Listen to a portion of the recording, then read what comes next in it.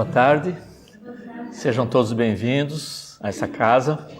Agradecemos sim a presença de vocês e também dos nossos irmãos desencarnados, que também vêm aqui para poder aprender como nós o Evangelho de Jesus. Não podemos esquecer, há 2000 anos estão aí essas lições e é difícil, a gente sabe, de seguir esse caminho. Então que a gente possa cada dia, cada oportunidade ler o Evangelho e tentar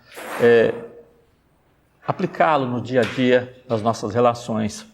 O Evangelho segundo o Espiritismo foi publicado por Kardec em 1864, sob a orientação dos Espíritos Superiores, com o objetivo de não mudar, não é mudar o Evangelho de Jesus, alterar em nada, mas simplesmente esclarecer aqueles pontos que não ficaram claros no passar dos anos, alguns pontos que também foram esquecidos.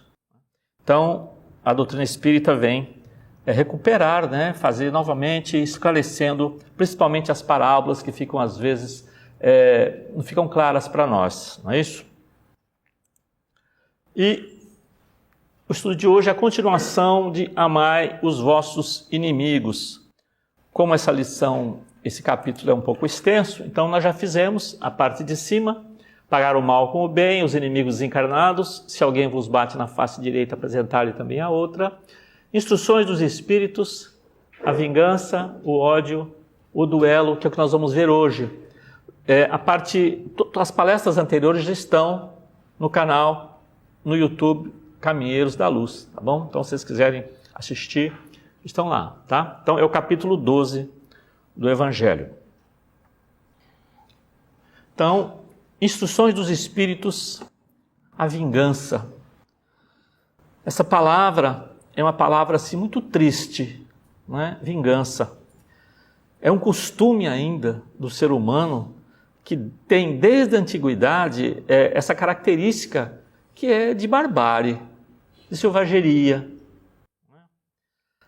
A vingança, assim como o duelo, é um indício certo ainda de atraso dos homens que a ela se entregam, e dos espíritos que ainda podem inspirá-la. Porque não podemos esquecer que quando nós temos alguma ideia, às vezes não cristã, alguma ideia, maledicência, alguma coisa, a gente também é assessorado por espíritos que também afinam com esse tipo de coisa. Então, se eu estou com desejo de vingança, eu vou ter inspiração desses espíritos, sim, que também têm o prazer, muitas vezes, de vingar. Do mesmo modo, quando nós estamos empreitados em algum trabalho no bem, nós também somos inspirados pelos benfeitores espirituais. Não é? Portanto, meus amigos, esse sentimento não deve jamais vibrar no coração de quem se diga e que se afirme que é cristão. A vingança, jamais. E aí, o Evangelho traz, são vários os tipos de vingança.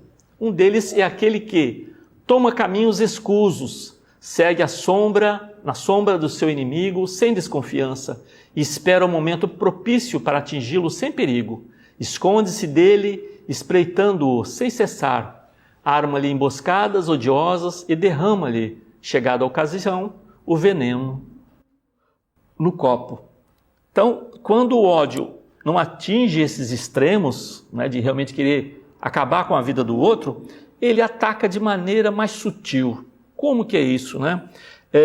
Ataca muitas vezes a honra da pessoa, os familiares, com calúnias, com difamações e outras insinuações pérfidas, habilmente semeadas no dia a dia, que se espalha, vão crescendo pelo caminho. Esse é um exemplo claro da maledicência e da maldade. Muitas vezes nem são verdadeiras, mesmo que fosse, você não pode ficar divulgando o que é ruim. Devemos divulgar, sim, atitudes benéficas, boas, pessoas boas que fizeram realizações importantes, devem ser divulgadas, e jamais defeitos dos nossos semelhantes, porque nós também temos e não gostamos de ser divulgados. Então, meus irmãos, é nosso dever de cristão e espíritas não permitir qualquer pensamento e muito menos uma ação de vingança. Os espíritos alertam. O direito de se vingar seria indigno de figurar por mais tempo na falange que tomou por divisa: fora da caridade não há salvação. E aí vem também, além da vingança, o ódio. Outra palavra muito difícil, muito triste. Esse é um dos sentimentos que pode se iniciar, às vezes, com uma briga, uma discussão, a raiva, um crime cometido, vitimando um familiar ou um ente querido, e isso se torna um ódio de uma pessoa pela outra. E se ódio persistir e não for resolvido nessa encarnação, continuará na vida espiritual. Porque as pessoas não mudam porque desencarnaram. Se nós desencarnarmos essa noite, né, amanhã estaremos, por exemplo, no plano espiritual, do jeito que nós estamos aqui, com as nossas virtudes, os nossos defeitos, os nossos desejos, os nossos conhecimentos, tá bem? Então, exatamente fica. Então, se a pessoa tem um ódio por alguém, esse ódio vai continuar do outro lado. É interessante que nós estamos estudando essa semana a obra Libertação, pelo espírito André Luiz, psicografado por Chico Xavier. E tem um trecho lá, onde o André Luiz, com o seu mentor, com um grupo, né, de pessoas, benfeitores espirituais, eles vão acompanhar, né, disfarçados, um grupo de obsessores que estão minando a vida de uma pessoa encarnada, para que ela possa desencarnar pela ação deles, né, maléfica. E o instrutor está ali, pergunta para o chefe dos obsessores, né? Que razões teriam conduzido Gregório, quer dizer, o chefe, conferir você essa delicada missão? Por que você está, né, aqui a serviço de Gregório? Ele responde: o ódio, meu amigo, o ódio, explicou o interpelado decidido. Então repare, a pessoa está encarnada, tem problemas de ódio e os obsessores estão ali tentando minar a sua própria vida. Por quê? Porque continuaram do outro lado. Então é importante lembrar sempre de Jesus. Reconcilia-te com teu adversário enquanto você está a caminho com ele. Essa é a lição de Jesus. E aqui também é interessante, na obra No Mundo Maior, também de André Luiz e Chico Xavier, a personagem Ismênia, levada em espírito quando estava dormindo, o encontro era para receber um espírito como filho. Muitas vezes essas relações odiosas, né, espíritos que têm essa relação de conflito, de ódio, de raiva, os benfeitores espirituais organizam reencarnações familiares para conseguir a reconciliação entre eles. Então muitas vezes pode vir como um filho, como uma filha, como um irmão, como um pai, não é isso? Então é a maneira que se coloca. É um trabalho que exige, evidentemente, muita dedicação, paciência, conhecimento de como fazer isso e, principalmente, amor desses benfeitores espirituais. E eu peguei um trechinho aqui para a gente ver. A benfeitora dizendo: minha amiga, o benfeitor, estimaríamos receber a tua promessa de auxiliar o nosso irmão Cláudio em futuro próximo. Cooperarás conosco em favor dele, recebendo-o nos braços abnegados de mãe, se a lei divina autorizar teu matrimônio? Reverente, dando-me a conhecer os tesouros de uma existência singela e humilde na terra, a visitante exclamou: se o céu me conceder a felicidade de com algo contribuir em benefício de Cláudio, esse benefício será feito a mim mesma. E se um dia eu receber a ventura conjugal, será nosso primeiro e bem-amado filhinho. De antemão, sei que Nicanor se regozijará com o meu compromisso. Quer dizer, o companheiro dela tem que ser um atendimento, tem que ser um aceite do casal, tá? Para que possa ser recebido aquele espírito. Então, no caso, é um inimigo que vem, né? Vai ser amamentado por aquela mãe, tá? Então, é uma atitude muito importante, né? Delicada, mas também que vai resolver, muitas vezes, esse ódio que existe, né? De muito tempo, de muitas encarnações, amém? Amai-vos uns aos outros e sereis felizes. Sobretudo, tomai a tarefa de amar aqueles que vos inspiram indiferença, ódio e desprezo. É muito difícil, não é? Mas, lembrando que o Cristo é o nosso modelo e guia,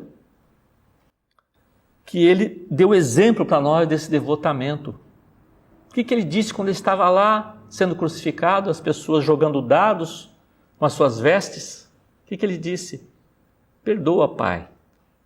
Eles não sabem o que fazem. Repare que Jesus pediu a Deus perdoá-lo, porque Jesus não estava sendo ofendido. Olha que interessante. Ele não disse, eu perdoo vocês. Tamanha magnitude de Jesus, que ele não se ofendeu com aquilo. Ele deu a própria vida ali. Então, o sacrifício que vos obriga a amar aqueles que vos ultrajam e vos perseguem é penoso. Mas é precisamente isso que vos torna superiores a eles. Se a gente odiar aquelas pessoas que nos odeiam, ou tentar uma vingança, nós estamos nos igualando a ele. Temos que fazer um caminho inverso, não é? Baixar a arma, né? Como diz, jogar as pedras no chão e tentar reconciliação. Se ele não quiser reconciliar, aí já é a consciência dele que vai dizer. Mas de nossa parte nós temos que tentar essa conciliação. Tá bem? O duelo. Por que tem esse capítulo? Porque na época de Kardec, o duelo era muito comum. Né? Então existia sim. É geralmente o combate entre duas pessoas por questão de honra. E isso era feito numa classe mais alta. Porque o povo, de modo geral, quando tinha uma desarmonia com alguém, ele já trocava os sopapos ali e já resolvia a coisa. Ali numa taverna, né, num bar que seja. Mas os nobres não. Né? Então eles tinham todo um ritual, foi ofendido. Né? Então vamos escolher os nossos padrinhos, para que vão ser escolhidos, né? No caso usavam espadas ou pistolas, para que pudessem lavar a honra, como se diz, né? E muitas pessoas morreram, não só na Europa, mas também nas Américas, essa prática que vem desde o período medieval. E eu vou contar um caso para vocês curioso, que não sei se todo mundo sabe, mas no dia 4 de fevereiro de 1866, aqui na cidade do Porto, duelaram dois famosos escritores portugueses, Antero de Quental e Ramalho Ortigão. Houve uma desavença por causa de outra pessoa, né, que eles entraram nesse conflito, um saía no jornal, um ofendendo o outro, e começou aquela intriga. Camilo Castelo Branco, que era amigo dos dois, tentou a conciliação, mas não teve jeito, tá certo? Eles realmente quiseram se enfrentar, e esse duelo foi na Praça da Arca d'Água. Ali que foi esse duelo, tá bem? Diz que eles não eram muito bons no esgrima, não, sabe? Não tinham muito prática daquilo, mas os dois se enfrentaram. E logo de imediato, Antero feriu o Ramalho Ortigão, né? E o duelo é assim, se sair o sangue, já para. Não há necessidade de você matar o oponente, pelo menos eram só as regras, tá bem? Mas muita gente morreu. E no caso ali, o Ramalho Ortigão foi ferido e já parou. Ali, é isso? Já diz assim, a honra está lavada. Agora, interessante que passou um tempo, os dois se reconciliaram e se tornaram grandes amigos. Não é interessante isso? Não é isso? Eu achei curiosa essa história, né? Do Ramalho Ortigão e do Antero de Quental. Né? Há crime no homicídio pelo duelo, vossa própria legislação o reconhece. Ninguém tem o direito, em nenhum caso, de atentar contra a vida de seu semelhante. Crime aos olhos de Deus, que vos traçou vossa linha de conduta. Aqui mais do que por toda parte, alhures, sois juízes em vossa própria causa. Então, houve sim essa época que esse duelo era cheio de regras, tá? Mas, oficializado ou não, é um exemplo de atraso espiritual. Tá? A vingança, o duelo, ainda está ligado aos nossos instintos lá de trás. Não é? Não tem mais aí esses sentimentos que a gente precisa se desvencilhar deles. Também como curiosidade, o último duelo em Portugal foi em 1925, tá? Que aconteceu em Portugal. Pergunta 759 do Livro dos Espíritos. Que valor tem o que se chama ponto de honra em matéria de duelo? Os Espíritos respondem, orgulho e vaidade, dupla chaga da humanidade. Resposta dos Espíritos, orgulho e vaidade. Não é isso? A pessoa se sente orgulhosa, ele é orgulhoso. Né? Como é que eu vou levar esse desaforo? Eu não vou baixar a cabeça para ele, porque eu sou isso, eu sou aquilo, eu sou o máximo. Orgulho e vaidade. Bom, e aí, gente, eu peguei esse tema aqui que eu achei curioso. Isso não faz parte do Evangelho, tá? Isso aqui é eu que estou acrescentando, tá? Que é para a gente ver que é a coisa do dia a dia. É apenas uma transposição do tema que eu faço para os dias atuais. Muitas práticas violentas foram sublimadas e se transformaram em esportes. O exemplo é esse aí, o esgrima, que tem nas Olimpíadas. Antigamente, né, se duelavam, muitas vezes morriam, mas a luta mortal de espada se transformou no esgrima, que é um combate sem ferimentos, como alguém já viu, né, pela TV, na Olimpíada. As pontas ali dos floretes têm um sensor eletrônico, quando encosta na roupa do outro, já marca ponto, né? Então, no coração, na direção do coração, do peito, onde que for, marca ponto, não há ninguém ferido e se ganha a luta por pontos, tá bom? Então, é uma das maneiras que ocorre, que não é para como se continuar aquele, mas sem ferimento, tá bom? Mas nós continuamos com os nossos embates sociais. Mesmo tendo os esportes substituindo práticas nefastas da Idade Média, ainda não nos desfazemos ainda do orgulho e do egoísmo e da vaidade. E por isso nós temos no dia a dia embates com os nossos semelhantes. Ainda que atualmente não seja prática comum aquela feita com armas, temos o duelo das palavras violentas, o do posicionamento radical, o da ideologia ou imposição políticas, o da dialeticidade tóxica, escrita e falada, tudo contrário à fraternidade, à caridade, à tolerância, à união entre as criaturas. Não é, gente? Olha que coisa! Você vê, às vezes, nos próprios jornais, na internet, ofensas gratuitas por uma pessoa, por uma coisa, porque alguém falou alguma coisa, já é motivo, não é? A violência quando pessoas que têm outro segmento, pertencem a outro culto religioso, é muito comum, tá certo? No Brasil, por exemplo, acontece muito isso aí, às vezes, as religiões que têm uma origem afro, da Umbanda, do Candomblé, muitas vezes as pessoas têm briga por causa disso, não é isso? E é triste, a separação, onde a religião seria a união com o Espírito, a união com Deus, há uma separação das pessoas por causa de uma ideologia de religião ou de política, não é? Isso que nós estamos ainda longe, né, de entender e sentir Jesus. Dessa forma, infelizmente, o duelo oriundo da ignorância humana quanto aos preceitos de Jesus ainda está efetivamente presente entre nós, mesmo que de uma forma velada. Tá? Então, esses ataques, essas ameaças, acontecem ameaças, pessoas nas redes sociais, infelizmente ainda é algo comum e é feito no anonimato, tá? Porque quando você tem uma animosidade com alguém, que você discute com ela, vocês estão cara a cara um com o outro. Mas pelas redes sociais a pessoa não coloca identificação e ofende quem quiser e não existe, né? Difícil você achar quem é o culpado, porque calúnia e difamação são crimes, tanto aqui em Portugal como no Brasil, do Código Penal. A pessoa tem que responder processo, só que ela entra no anonimato, fica difícil descobrir. Tá bom? Então o que vai importar é que a pessoa realmente é o que ela é.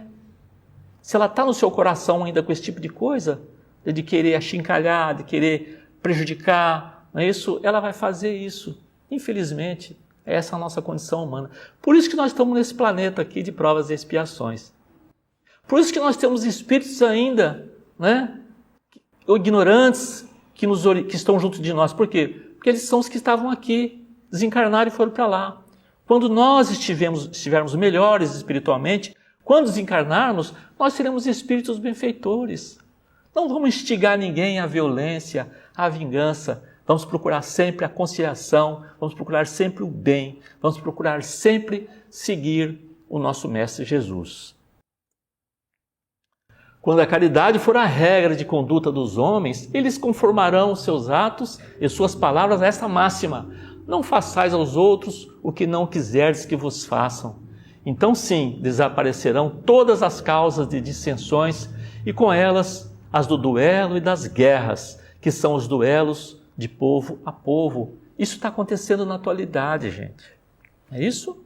Lá no Oriente Médio, Ucrânia e Rússia, estão aí. Né? Guerras. Estamos passando por isso. Quanto tempo não nos livramos ainda das guerras? Então é guerra dos povos, guerra entre grupos sociais, guerra em casa, com os nossos familiares, não é? E nós estamos juntos com os nossos familiares para aprender a ter a tolerância, a paciência, a compreensão. É difícil, a gente sabe. É difícil. Nós temos que treinar. Temos que treinar.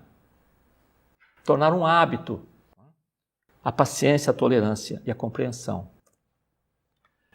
E aí eu peguei aqui para encerrar, uma lição do Vivendo o Evangelho, Espírito André Luiz também, o médium Antônio Baduí Filho, que é sobre o assunto de hoje, inimigos de ontem.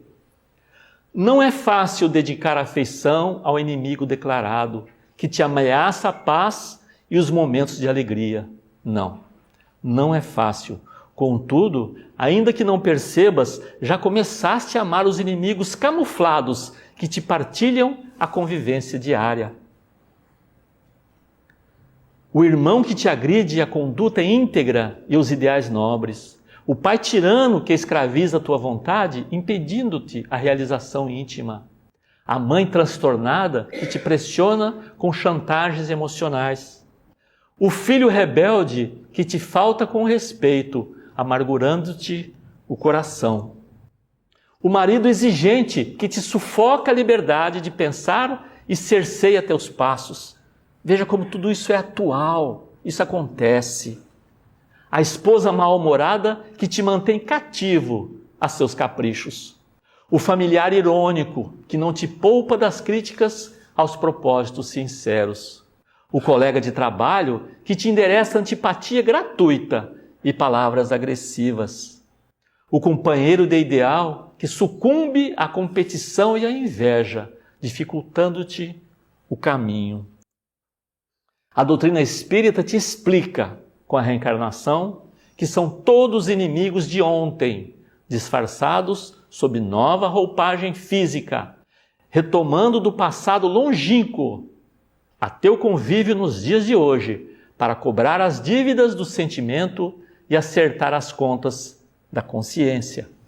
Embora adversários antigos, voltam com a promessa de tua ajuda na forma de compreensão, tolerância, paciência e perdão, a fim de que o veneno do ódio se desvaneça no bálsamo do amor. Essa é a mensagem de André Luiz, falando sobre o tema de hoje. Agradecemos a paciência de vocês, né, de nos ouvir, que a gente possa colocar, sim, né, nossa compreensão, os ensinamentos de Jesus e colocar em prática no dia a dia, como a gente diz, começando no nosso próprio lar. Bom, muito obrigado a todos.